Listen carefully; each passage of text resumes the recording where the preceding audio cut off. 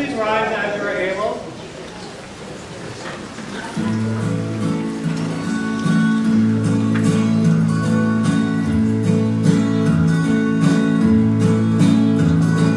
Dusty old farmer, out working in your field, hanging down over your tractor wheel. The sun beating down turned the red paint to orange, rusty old patches of steel. There's no farmer songs on that car radio, just cowboys, truck drivers and pain. Well, this is my way to say thanks for the meal, and I hope there's no shortage of rain. Straw hat and old dirty hankies, mopping face like a shoe. Thanks for the meal, here's a song that is real, from a kid from the city to you. Straw hat and old dirty hankies, mopping face like a shoe. Thanks for the meal, here's a song that's real, from a kid from the city to you. The combines gang up, make most of the bread. Things just ain't like they used to be. Though your kids are out after the American dream, and they're working in big factories. If I come back when you're out in the sun, can I wave at you just like a friend? These days when everyone's taking so much, there's somebody giving back in. Straw hat and old dirty hankies, mopping the face like a shoe. Thanks for the meal, here's a song that is real, from a kid from the city to you. Straw hat and old dirty hankies, mopping the face like a shoe. Thanks for the meal, here's a song that's real, from a kid from the city to you.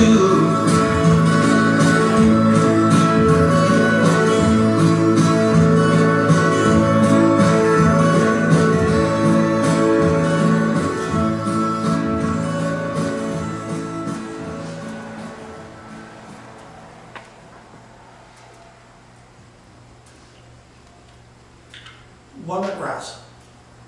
Think of me as one at rest. For me you should not weep. I have no pain, no troubled thoughts, for I am just asleep. The living thinking me that was is now forever still, and life goes on without me now, as time forever will. If your heart is heavy now, because I've gone away, don't dwell long upon it, friend, for none of us can stay. Those of you who like me, I sincerely thank you all. And those of you who loved me, I thank you most of all. And in my fleeting lifespan, as time went rushing by, I found some time to hesitate, to laugh, to love, to cry. Matters it now if time began, if time will ever cease? I was here, I used it all, and now I am at peace. On behalf of Janice and the entire Cameron family, I want to thank each and every one of you for being here today and to show your love and support in this most difficult time. We gather today to honor, remember, and reflect on the life of Finley Cameron, a husband, father, grandfather, son, brother, uncle, and friend to so many. We gather in this holy sanctuary to pay tribute to a man that was loved, trusted, and respected, and one that will remain in each of our hearts forever. And it is our memories of Finley that will help carry us forward as we mourn for him, knowing that his spirit is now in heaven with those who have gone before him. For we know that for everything there is a season, and a time for every matter under heaven, a time to be born and a time to die, a time to plant and a time to pluck up what is planted, a time to kill and a time to heal, a time to break down and a time to build up, a time to weep and a time to laugh, a time to mourn and a time to dance. And the Lord also said, "Come to me, all of you that are weary and are carrying heavy burdens, and I will give you rest. Take my yoke upon you and learn from me, for I am gentle and humble in heart, and you will find rest for your souls.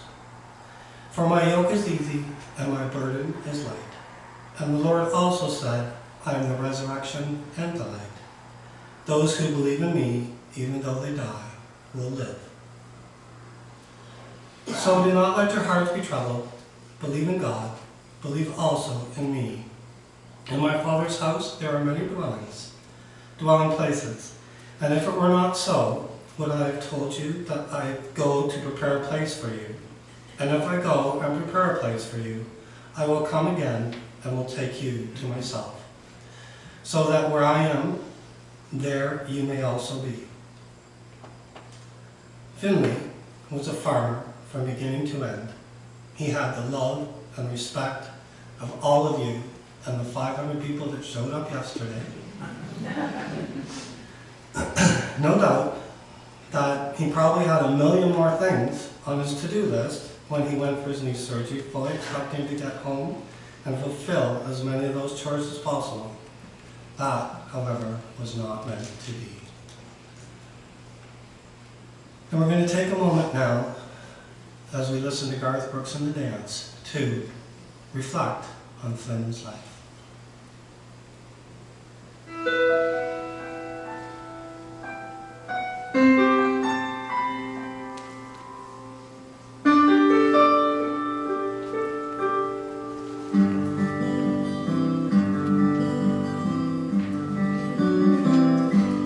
Looking back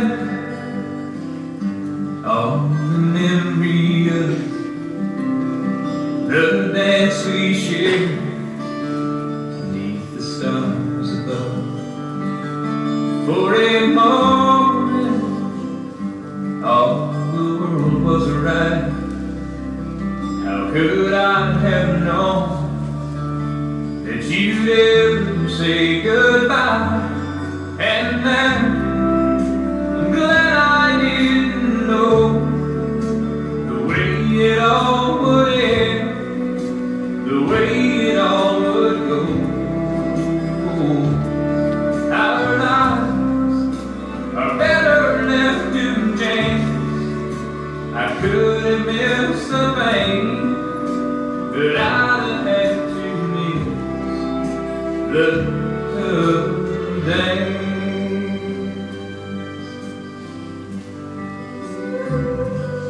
Holding you, I held everything for a moment. Wasn't I the king? But if I'd only known how the king would fall, it who's to say? You know I might have changed it all. And now I'm glad I didn't know the way it all would end, the way it all would go. Our lives are better left to chance. I could have missed the pain, but I'd have to miss the pain. Yes, my life, it's better left to chance. I could have missed the pain, but I'd have to miss the day.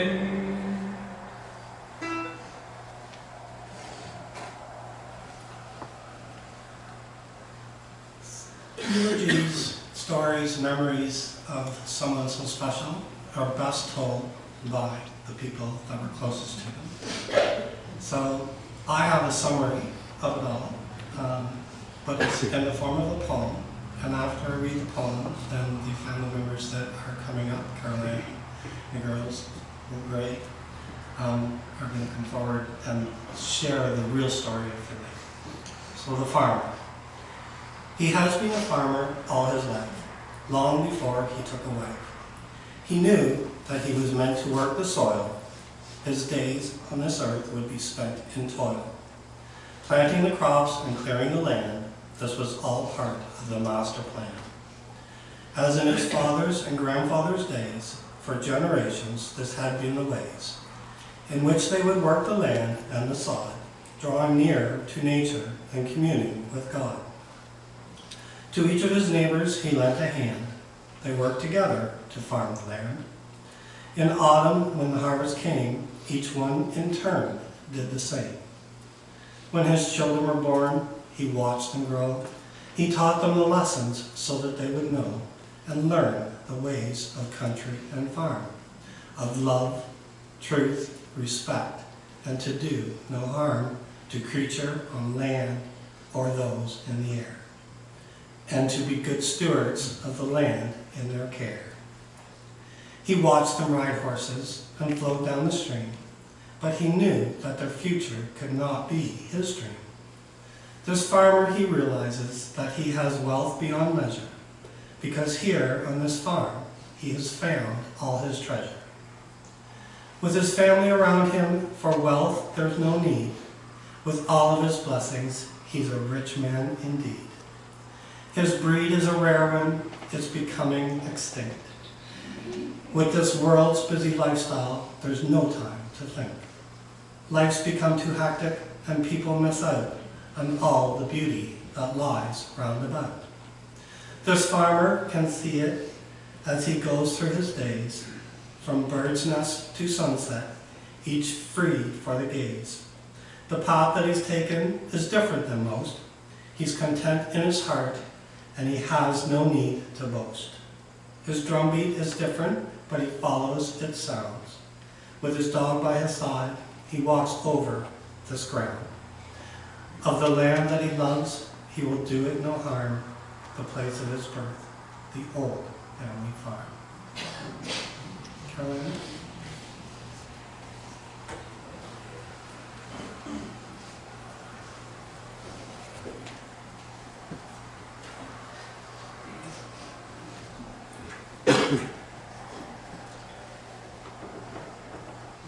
Good morning, and thank you for being here this morning for Janice and the kids. It's very short. Picture a little boy with blonde hair and bright blue eyes. This little boy went to the barn every morning with his glass to get warm, fresh milk. Yuck. Finley was obviously meant to be a farmer. It was a career that he loved and excelled doing. It was his lucky day when he married Janice.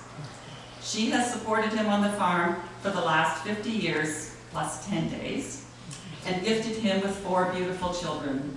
And yes, Ray and Earl, boys can be beautiful. Finley loved being a grandfather and sharing Irish stories and fun that our Grandpa Davis loved to share with all of us. I'm proud to say that I'm his favorite sister. Finley, I will always see you as my little blonde-haired brother. Thank you.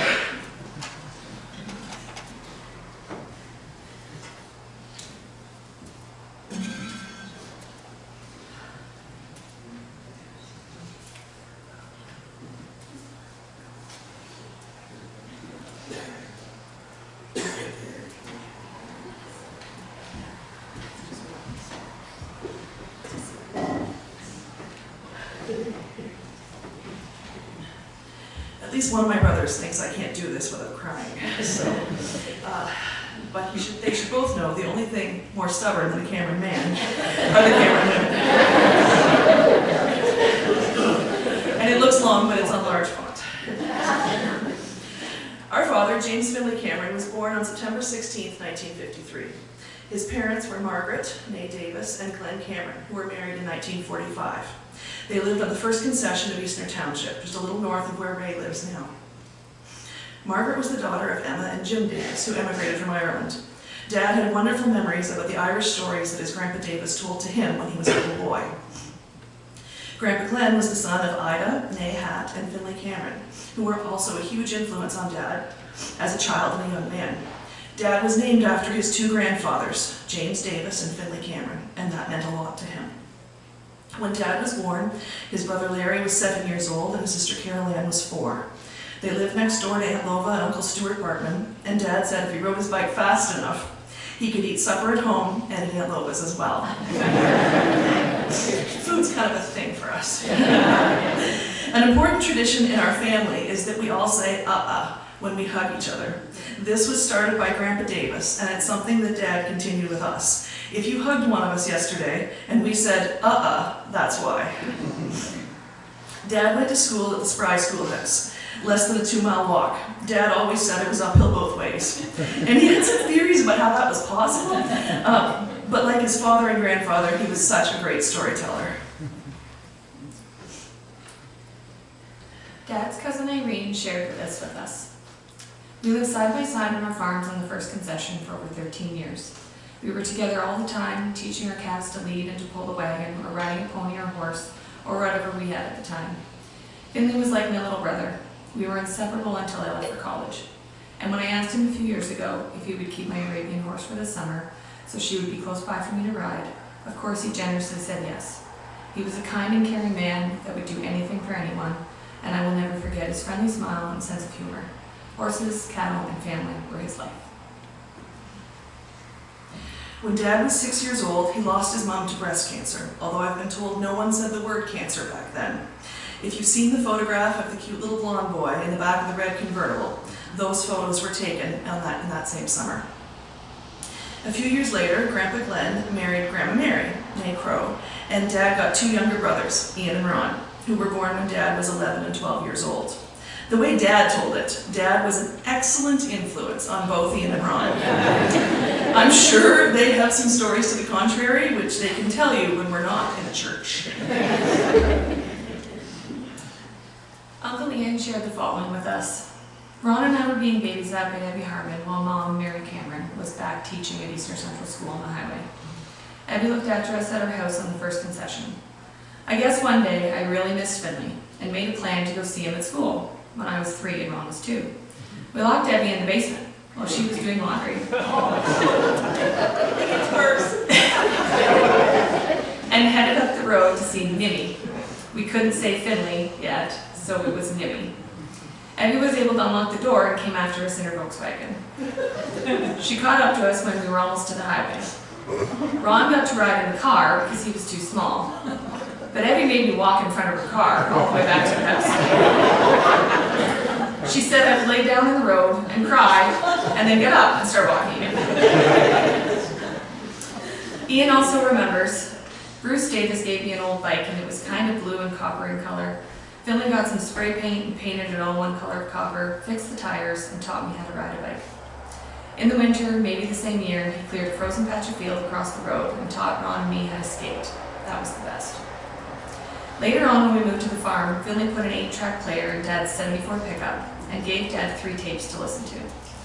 They were Johnny Cash from Folsom Prison, Johnny Gordon's Greatest Hits, and an assorted country tape. He introduced Ron and me to Johnny Cash with that 8-track player. I think we wore out 1 or 2 batteries on Dad, listening to it after supper every night over and over. As most of you know, music is huge in my life. Thank you for everything, Finley. Uncle Ron shared the following memories with us. It's hard to think of my favorite memory of Finley because there were so many of them. He was a hero to Ian and me when we were young. There was nothing he could do that was wrong in our opinion. We thought he was the coolest guy in the world. His bedroom was right across from ours on the farm on the first concession where we lived at the time, and he would let us come in and play with all those big boy toys like jackknives and tools and other small trinkets that a teenager would have but our parents never allowed us to have. He took us skating on the pond just across the road from there. Finley always made time for us out in his car, even when he went on dates with Janice.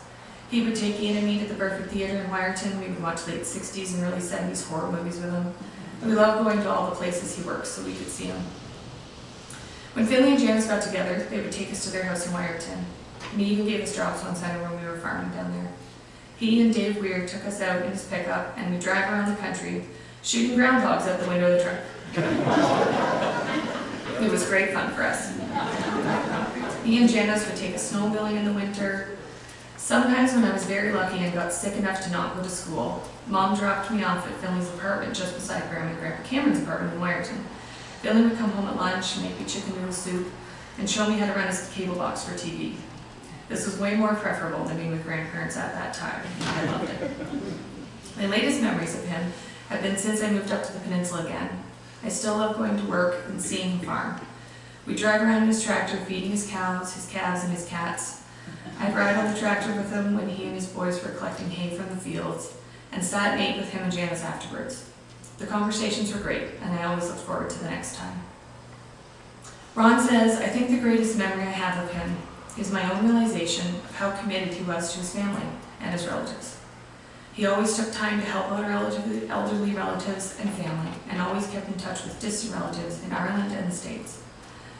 As gruff and ornery as he could be at times, he was always the first to help in a time of crisis, and a wonderful human. I will miss him dearly. You may have noticed Karen's reading all the really hard parts. Yeah. When Dad was in high school, he used to drive his cousin Jim Davis, son of Bev and Lloyd Davis, to school. And I've been told they took a lot of back roads along the way, which sometimes delayed them getting to school. I'm sure that wasn't on purpose. Also in high school, Dad was in the very first Outers class at Bruce Peninsula District School in Lions Head in 1970.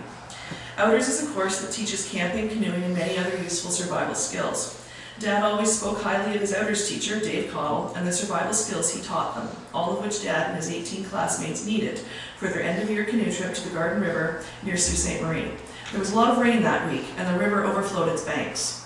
Many of the canoes capsized, and all their gear was lost. They went several days without food, and they couldn't light a fire because everything was too wet. The group was split up, with some guys on each side of the river. Dad told us he could swim better than some. Which is kind of funny, because I'm pretty sure my dad couldn't swim, but this is the story. He told us he could swim better, so they tied a rope on him, and he jumped back into the river to try and recover some of their gear. Eventually, they were found by Sioux Search and Rescue and taken back in pairs by helicopter. I remember Dad telling me that the chopper dropped off a carton of cigarettes and a big pot of wieners and beans. Most of the guys jumped on the wieners and beans and ate them, and ate so much they felt sick. But Dad grabbed the cigarettes instead. He was never a fan of wieners and beans after that. The Outers class returned home on the ferry and was surprised to find that they had made the news, and they were greeted by a large crowd of family, friends, and other students at the ferry dock in Tobermory. Outers is a BPDS tradition that is still growing strong 55 years later. My brother Ray and I were second-generation Outers in the late 1990s, and we were very proud to continue that tradition. Dad told us a lot of stories of his Outers class. Luckily, neither Ray nor I experienced such an exciting trip as Dad did. Dad worked for Matt Cameron, Grandpa Glenn's first cousin, at his general store in Ferndale. Dad spent some time working in the butcher shop there, where he learned skills that became very useful later on, like at the hunt camp and on the farm.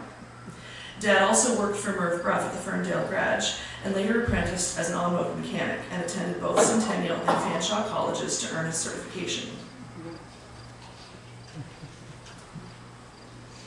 Our mom and dad met at a wedding dance in Lions Head.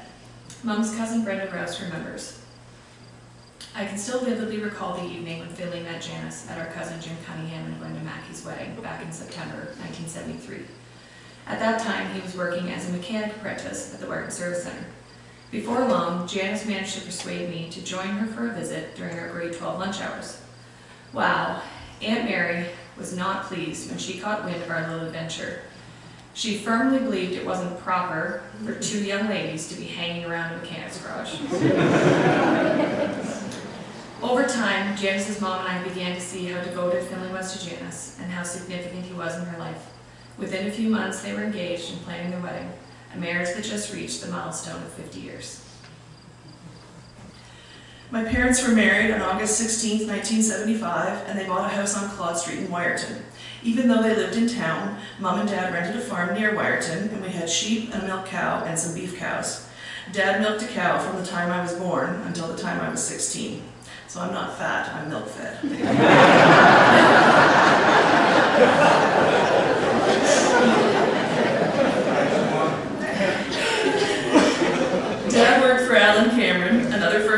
of Grandpa Glenn and Don Stewart at the Wyerton Service Center, which was also an Esso station at the time, you know, back when Wyerton had a gas station.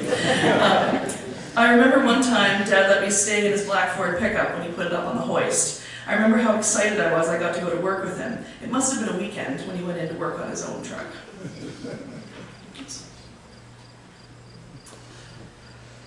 Mom's cousin Shirley shared the following with us. Oh, Finley, I'll always remember your big smile and your big heart. When I was little and Mom and Dad would go away, I would plead and beg for them to let me stay with you and Janice because you were so much fun. I remember snowmobiles and broomball and the kindness you showed to this little kid who just wanted to hang out with you. And then you extended that same kindness to my kids years later as you schooled them in all things cattle, horses, tractors, and peninsula farming. May you find peace in all your happy memories. Mom and Dad bought the farm from Grandpa Glenn in 1982, when I was 3.5 years old and Ray was 1.5 years. This meant they could expand their farming operation. We had Limousin and Hereford cows, Cheviot sheep, laying hens and meat chickens, as well as acquiring Karen and Earl. Very important to the farming operation. When we were kids, we were in B4H. Dad showed us how to train a calf to lead, but we had to do the work ourselves.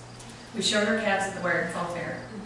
Later, we got a couple ponies, followed by horses, and Mom and Dad started a horse 4-H club, which led to a number of trail rides followed by potlucks. Some of these trail rides included dozens of horses and teams pulling wagons for all the friends who wanted to come along but didn't have a horse to ride. Eventually, we had horses for all 6 of us, and in addition to the trail rides, which were really just social events, we started to do cattle drives to move the herd home from various pastures in the fall. Of course, Mom and Dad turned these into social events as well, with huge potluck suppers to follow. I remember how proud Dad was when he bought new farm equipment. The first 2 Massey tractors he bought in the 80s were used and required a lot of maintenance, all of which Dad did himself. I think the first brand new piece of equipment Dad bought was the New Holland round baler. I remember how excited we were when that red baler arrived in the yard for the first time. Later, he switched to Ford tractors, which has kind of become a tradition for us. I specifically remember when the Ford 5640 tractor arrived. It was an exciting day for us all. In 1987, Mom and Dad won a trip, and they decided to go to Ireland to visit Dad's Davis relatives, and then to England and Scotland as well. Grandma and Grandpa Weir came to stay with us on the farm, and Mom and Dad had a grand time. In 2016, Mom and Dad went back to Ireland, with me as the driver and Terry as the navigator. I planned to visit our relatives first and then to travel around Ireland and see as much of the island as I could. Right after we landed, it became clear that Dad intended to stay at his cousin Willie Shaw's for the whole time. Once we got that sorted out, we had a great time, and I did get to see some of the rest of Ireland, along with Willie's sheep farm, John and Jillian's dairy farm, Greg and Abus's beef farm, Lola's herd of Hereford cattle, and Joan's flower garden. Willie and Caroline in Ireland sent the following to our mom this week. Finley was an absolute gentleman. Willie is still in shock. He will really miss their farming chats. So many evenings, Willie and I would sit having a beer and chat about coming to Canada, looking at your cattle, the clock in the kitchen that has Irish time, and for me, Finley made the best coffee. In the early 1990s to 2002, Dad was the director of the Bruce County Cattlemen's Association. He was also a member of the Ontario Cattlemen's Association for over 50 years. He enjoyed meeting beef farmers from across Bruce County and across Ontario, and made a lot of lasting friendships that way. Dad organized the cattlemen's bus trips for a number of years, both local bus trips and also farther afield, such as Lambton County, Renfrew County, Manitoulin Island, and Kentucky. Dad met and made a lot of friends in Saskatchewan when he started buying Hereford cattle, and he took a number of trips to Saskatchewan to see them, and buy more cattle, of course. The first cows Dad bought in Saskatchewan were deals made over the phone, with Vic and Agnes Oden and their sons Harold and Morris and their families. He also met and bought cattle from Art and Lois Adamson and their sons Terry and Dale and families as well. All of these friendships were very important to Dad. Dad went to some of the cattle sales himself, and in later years he was able to watch the cattle sales over the internet. Dad's friend Morris Oden shared, "I feel honored and privileged to have known Finley and his family since 1991 and to call them friends. I was always impressed with Finley's love of family, friends, and his appreciation of good cattle and horses. Our wives would complain about our 3 and 4 hour phone calls, when the phone bill came. Morris says, I raised, trained, and later sold a wonderful sorrel quarter horse gelding named Patty to Finley. I knew Patty would have an excellent new home. Patty was Dad's favorite horse. He was big enough to carry Dad all day, but gentle enough that he was the horse we put toddlers on. Dad used to say the world looked better when you could see it from between the ears of your favorite horse. Whenever Dad bought cattle, he called us all to go over and admire them, especially when the Hereford bulls arrived from the west. In February 2016, Dad and Terry drove to Saskatchewan in Mom's gray van to see some cattle scales. I didn't think that van was going to last on the way out, let alone the way back. I think it was a blizzard both directions. Terry told us this week they didn't even turn the radio on for the entire trip because the conversation between the two of them never stopped. Well, except when they were eating. Over time, our family expanded with the additions of Terry, Emily, Lane, Coogan, Mabel, and Paisley. Dad was always so proud of his grandchildren, attending their hockey games, concerts, figure skating performances, baseball games, cross-country running, track and field, horse shows, speeches, and graduations. Earl asked us to share the following. Dad wore a lot of hats. Farmer, mechanic, veterinarian, doctor, plumber, teacher, carpenter, welder, baker, chauffeur. And while he wasn't a pro at all of these things every day, he passed on a lot of his skills and lessons to us. Earl says Dad taught him to save money where possible, but not to buy cheap bulls or cheap brake pads. Earl is going to miss his daily morning meeting. Dad was so proud of Karen for buying a lot and building her house. Dad may have been proud of me, but I couldn't have done any of it without him. He picked the lot, and because he cut their hay there in the 90s, he knew it was the perfect building site. He helped me contact the owner so I could buy it, and he helped with every stage of the building process, from meeting contractors to raking topsoil. I delayed delivery of the house because Dad went to Ireland, and I needed Dad to be there. He wanted to see the cranes place the house on its foundation. It was like he was planning his dream retirement home, even though I didn't plan to move out, and Dad never planned to retire. Our cousin Ricky shared these memories. I will forever remember the memories made at Spring Meadows Ranch with my Uncle Finley. I remember visiting the farm when I was little. Aunt Janice put a pair of old rubber boots on me, and Uncle Finley took us out to the pasture and put me up on a horse. I think the horse's name was Patty. I remember that day very well. I fell in love with the big rock, the spring, and the farm. Uncle Finley and Aunt Janice were always so fast to offer us accommodations when we came to the peninsula for family events, and to help out whenever needed. Uncle Finley also tried to help me finding out who had bought Grandma Mary's typewriter from her estate auction by calling up the auctioneer on the spot. Uncle Finley always had tons of friends and acquaintances. Finley was a wealth of knowledge, just like Grandpa Glenn. I felt like a lot of us Camerons love hearing family stories and sharing them too. We also really love our genealogy and where we come from. Uncle Finley was very proud of that too.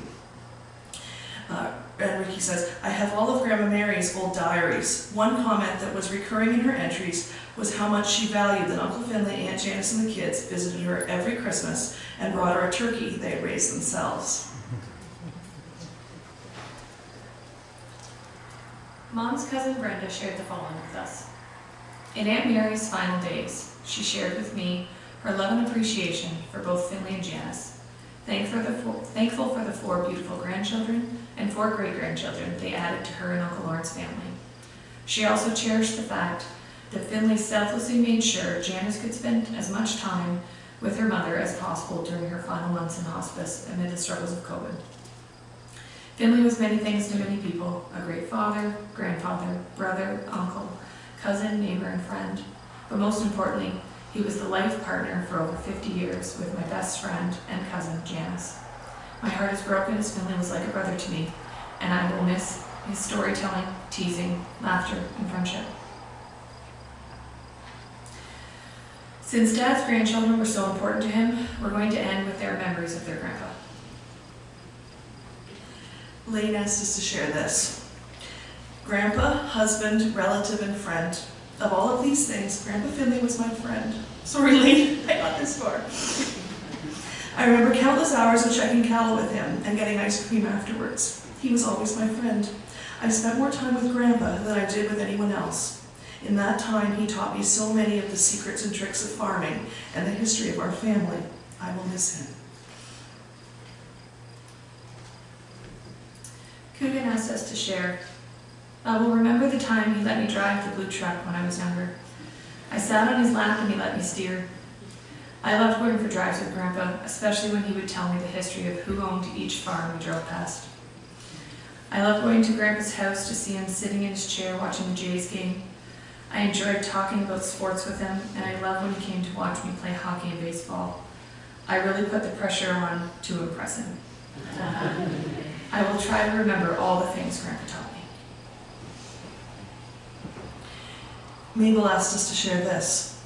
When I think about all the great memories I had with Grandpa, it's hard to think about just one that was very special, because Grandpa made every day special. We were all with him a lot of the time, either working on the farm or sitting around the kitchen table. I love how he would talk about the old days like it was yesterday. Mabel, honey, the 1980s were not the old days. I love how he ate peanut butter and honey sandwiches every day. Grandpa would always make me ham sandwiches when I was little because I thought he could make them just right. Whether we were going out for ice cream on a hot summer day or going for a ride in Redbird, Grandpa made everything we did special. I will miss him.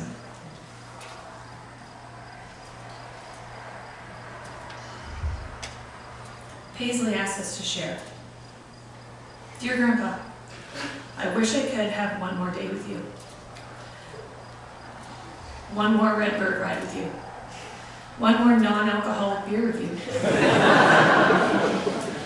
One more bottle feeding the calves with you. One more day of being your gate girl.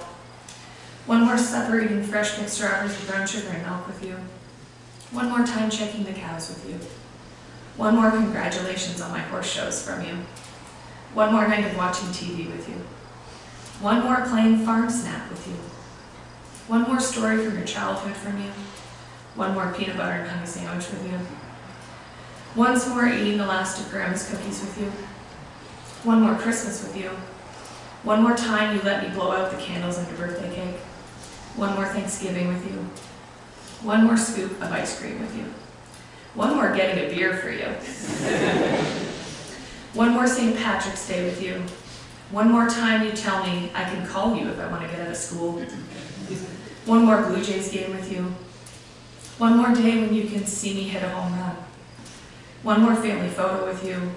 One more seeing the new kittens with you. One more time asking you where my calf is. One more time petting the well-behaved cows with you. One more tractor ride with you. One more checking the living room to see if you're sleeping. Once more telling my dad I don't want to leave because me and Grandpa are watching our favorite show. One more day to tell you I love you. And one more hug from you.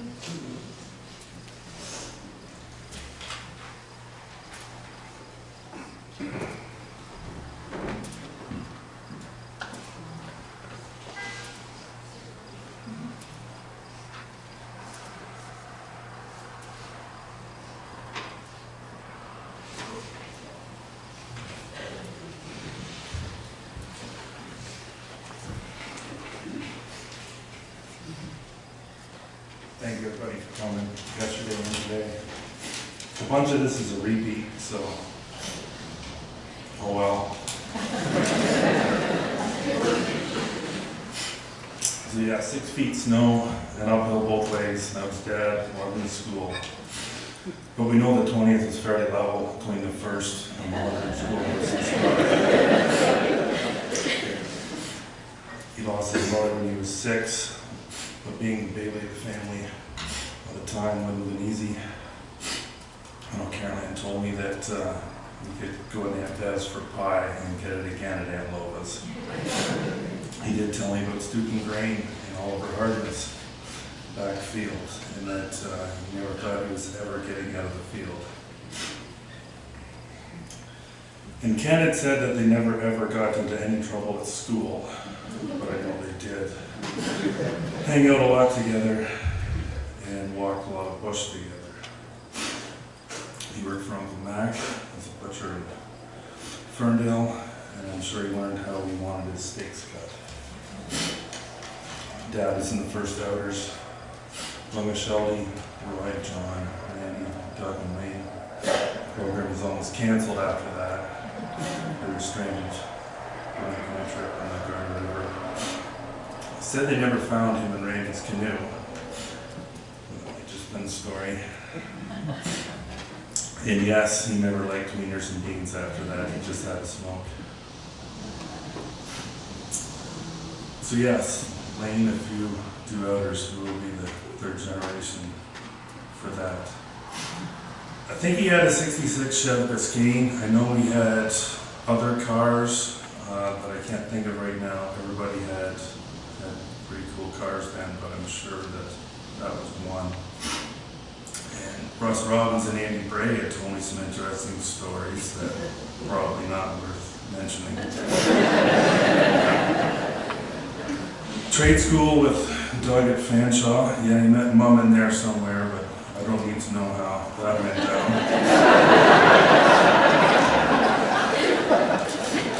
Baseball with Hope Ness and Broomball of the Valley. Lots of good parties. Rick, Kelly, and Blaine, Wayne, Johnny, Normie, Ralph Milt, and Jerry Mulder, among others. Snowmobiling winter with Johnny the Fan, moose hunting with Cliff and Sharon. We went snowmobiling, the 6 of us, on 2 sleds. Karen and I with Mom, Bonnie and Earl with Dad. 6 of us in a regular cab pickup truck, kind of frowned upon now. We went everywhere that way. Even the day he lost his eye. I was almost 3rd generation Cameron to lose an eye. Not really something to be proud of, but you can imagine Dad driving me to eye appointments every day for 3 weeks or more. We were good as long as we didn't have to turn right.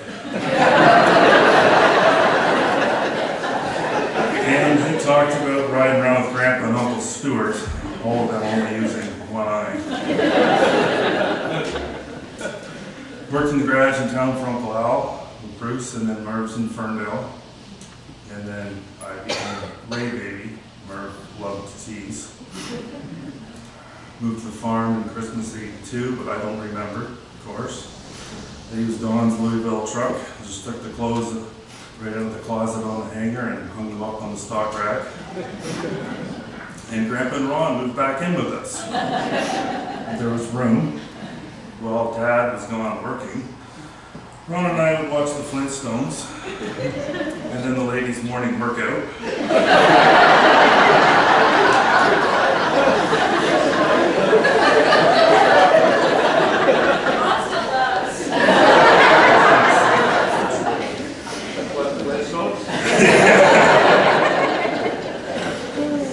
Dad went to work for Don Crow, where he gained a wealth of knowledge about cows, livestock, and machinery from Don.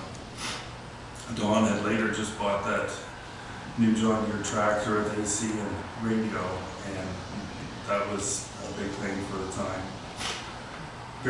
Bailing round bales and square bales in the summer, and then helping to move the former arena that turned into 2 barns with Ainsley, Bell, Jerry, Don, and Wes to 2 different spots. We had sheep and cows at home. I remember Dad going out in the morning to shoot a coyote. Was with the sheep right in front of the house in his underwear. We got rid of the sheep, but didn't make any less chores. We just got more cows. He milked the cow every day, and Mom made everything from scratch with it. And I've still never drank milk bought from the store. Dad helped us, lead us in 4-H with Brian and Kelly, and took us to horse shows with the Thomases and Gilberts, Stewarts. We had trail rides at home on Sundays down on the ranch. Jack McGilvery would always be there. He buggered up his knee in 91 or 92, can't remember. But that meant we got a 4-wheeler for calving and fixing fence. Eric Bray had a 3-wheeler, but the 4-wheeler was so much better. and I wrecked it. And I got in trouble. You had to be tough. You didn't whine. You were never hot. You were never cold. You didn't wear gloves. And you never put your hand in your pockets. Kids would be seen and not heard. I wasn't allowed to ride with Cass in high school. And maybe he was right. Dad joined Bruce County Cattlemen's and thoroughly enjoyed it. He went to meetings, organized bus trips over the years, and met many great people through Cattlemen that are still his great friends today. It was good because it was the only time I could sneak out. He literally never left the farm other than that. Life was on the farm. It was a big part of his life, especially before BSE hit us. Stuff may look good now, but farming through the 80s and then BSE, nothing was easy. Deer season was at Deliverance Camp. Bert, Larry, Pork, Roy, Bob, and Bill Balls. Deliverance Camp was the place to be. Turkey shoots, corn roasts. There were some big parties, and I got to learn everything firsthand. We somehow finished baling hay in July of '91 and went out west. Stopping in Manitoba to secure a deal with Ray's Welding, Dad sold gates and panels, squeeze chutes, and a couple trailers for a good part of 20 years. Now everyone calls them Finley panels. Same year in Saskatchewan, we got cattle from Odin's and Adamson's previously. They just sent the cattle to us and waited on the check to come later. We did a Hereford tour out there with them and ended up with a lifelong friendship with several ranches on the other side of the country. We are still getting cattle from these same great families today.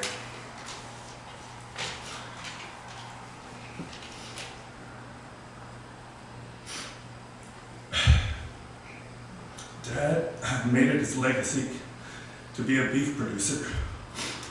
Running a calf operation, he started with limousines early on and then went to Herefords and Red Eggs to raise quality calves from low maintenance, easy keeping cows and easy calving cows with repeat buyers. And he succeeded. He didn't know it, but Tommy told me that he tried to base his herd off of Dad's model, buying quality bulls and having good milking cows to raise top of the sale calves. It was his cows that mattered. So many calving seasons. He would work hard and never sleep to keep going, bringing calves in to the house, kitchen, basement, or bathtub in bad weather. Transplanting calves to different mothers, getting the dead calf for the hide to put on a new calf. A cow raised a good calf. Nothing was easy. Mom and Dad won the Hereford Legacy Award in 2013. Bull sales out west in February and March, Don, Ross, Mike, and Terry was sometimes a yearly thing. The regular sales, going to Cameron Stewart's, plus the Calgary bull sale. We think it's cold here, but minus 53 Celsius, I could probably do without. But we were doing chores at home, but that was his holiday. Dad used to make gates with Eric Ray in winter before selling gates himself. He fixed or made everything he could.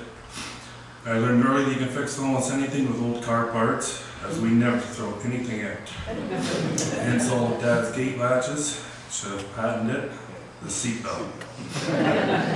Before scrapping any vehicle, and there was lots, he would say, "Did you cut the seatbelts out of that?"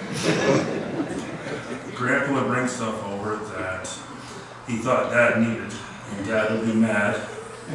Something that didn't work anymore, just because we couldn't throw it away. Grandpa actually brought a pair of glasses over, missing the right side lens. They were broken, but would still work for him. So when Dad started bringing me stuff, I knew.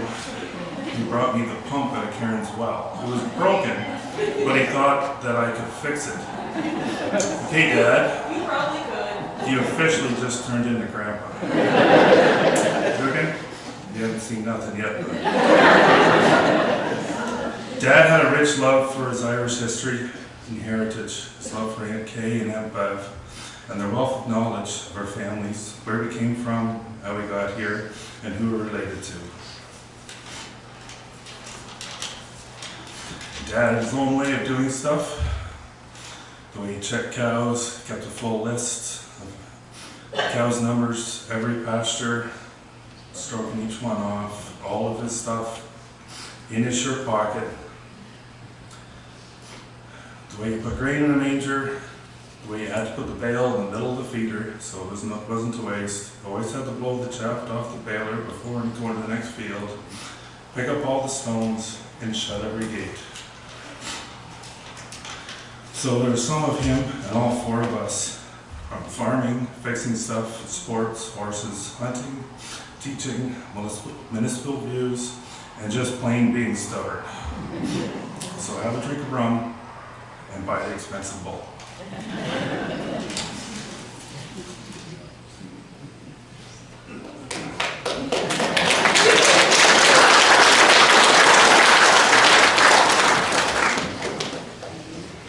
He would be incredibly proud of all of you.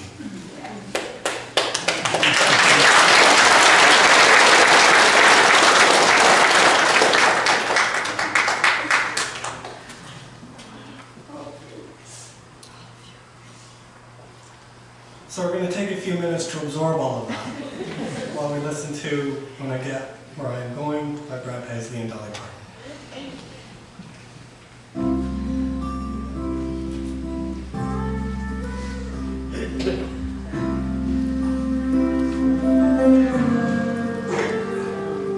When I get where I'm going, on the far side of the sky, the first thing that I'm gonna do is spread my wings and fly.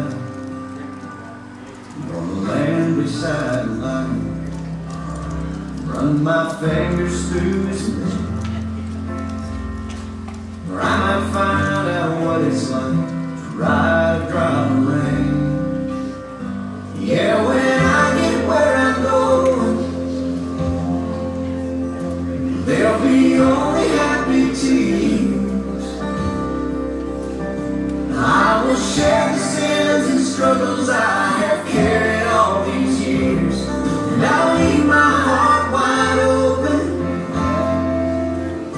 I will love and have no fear. Yeah, when I get where I'm going, don't cry for me down here. I'm gonna walk with my granddad, and he'll match me step for step. And I'll tell him how I've missed him every minute since he left. And then I'll hug his neck. Yeah, when I get where I'm going, there'll be only happy tears. I will share the sins and struggles I have carried all these years, and I leave my heart wide open. I will love and have no fear. Yeah, when I get where I'm going, don't cry for me down here. So much pain, so much darkness, in this world we stumble through. All these questions I can't answer, so much work to do. But when I get where I'm going, and I see my Maker's face, I'll stand forever in the light of His amazing grace.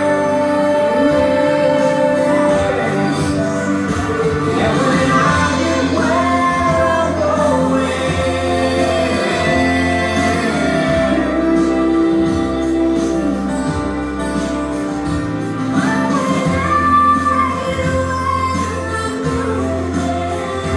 there'll be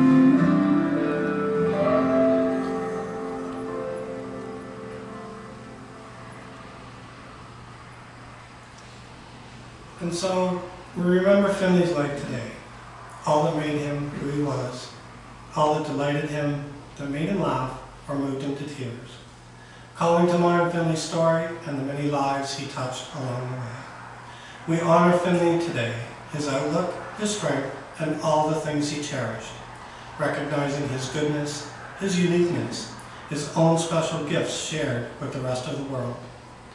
We celebrate Finley's life today, his connection with family and friends and all who loved him, feeling richer for having known him and so grateful for the time with him, for the way he left his mark upon us, inspired us, and affirmed for us that life is a beautiful gift.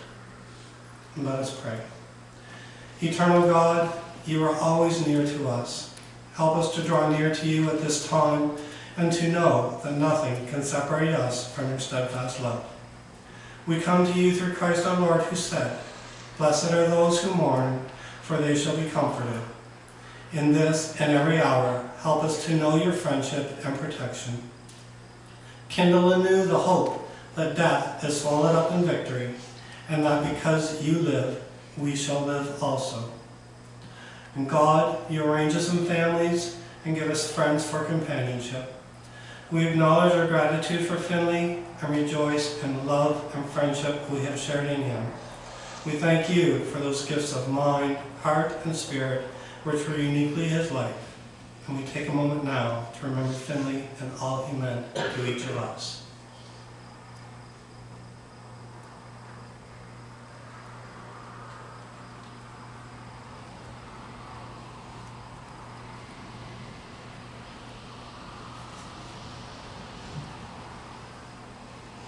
For your grace at work in his life, we give you thanks. For the good that entered the world through him, we bless you and give you praise. And now we thank you that for him death itself is past, and he has entered into the new life which you have prepared for those who love you. Bestow your deep peace upon those who mourn. Walk with them in this time of sorrow until grief is overcome in thanksgiving and victory. Amen. By way of announcements, private family interment is going to happen at a later time. After I've set the accommodation and a blessing for the food, you are all invited back to the hall for a time of refreshments, fellowship, more stories of the way that Finley's life touched yours. So the accommodation today, I think it's going to be a little different. I found the poem that's called "Close the Gate," and I think it would be most fitting for Finley and his life on the farm. For this one farmer, the words are over. Lie down and rest your head. Your time has been and struggles enough. Put the tractor in the shed. Years were not easy, many downright hard, but your faith in God transcended. Put away your tools and sleep in peace. The fences have all been mended. You raised a fine family, worked the land well, and always followed the sun. Hang up your shovel inside the barn. Your work here on earth is done. A faith few possess led your journey through life, often a jagged, stony way. The sun is setting, the cattle are all bedded, and here now is the end of your day. Your love of God's soil has passed on to your kin. The stories flow like fine wine. Wash off your work boots in the puddle left by the blessed rain one more time. You always believed that the good Lord would provide, and he always had somehow. Take off your gloves and put them down. No more sweat and worry for you now. Your labor is done. Your home is now heaven. No more must you wait. Your legacy lives on, your love of the land, and we will close the gate. Bless those minding cattle. Bless those tending sheep. Bless those fishing in the sea, whilst the rest of us are asleep. Bless the food before us, the family beside us, the friends around us, and the love between us. Amen. And may the road rise up to meet you. May the wind be always at your back. May the sun shine warm upon your face, and the rain fall soft upon your fields. Until we meet again, may God hold you in the palm of his hand. Now, let us go in peace, and may the love of those who held dear remain always in our hearts. The final song is called I Wish Grandpas Never Died by Riley Green. We're going to listen to the first verse before I ask everyone to rise and follow the family into the reception hall. Thank you.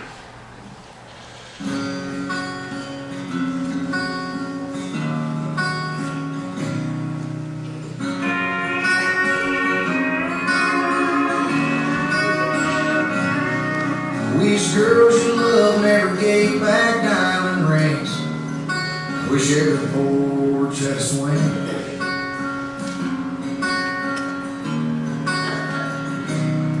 Wish kids still learn to say certain man, how to shake a hand. I wish every state had a burning hand.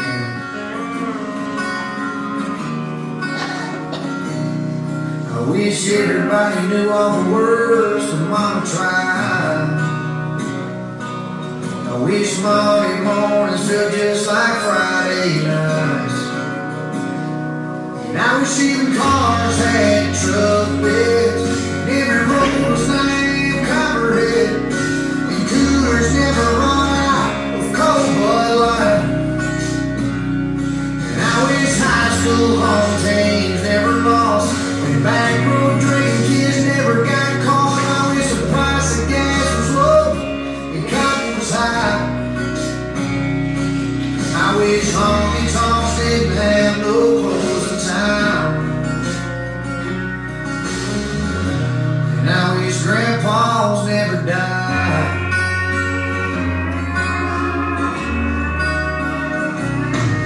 I wish some days on free bank would never end. Wish I could learn to drive again.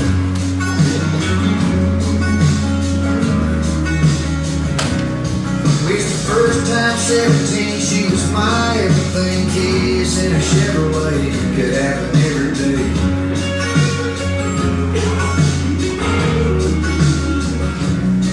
I wish everybody overseas was gonna make it home. I wish country music still got played on country radio. And I wish even cars had truck beds, and every road was named Copperhead, and coolers never run out of cold Bud Light. And I wish high school home teams never lost, back door drinking kids never got caught. I wish the price of gas was low and cotton was high. I wish honky tonks didn't have no closing time. And I wish grandpas never died.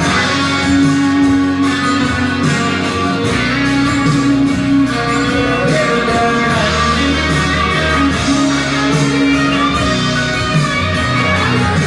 And I wish good dogs never got ran over. I wish farms never got sold.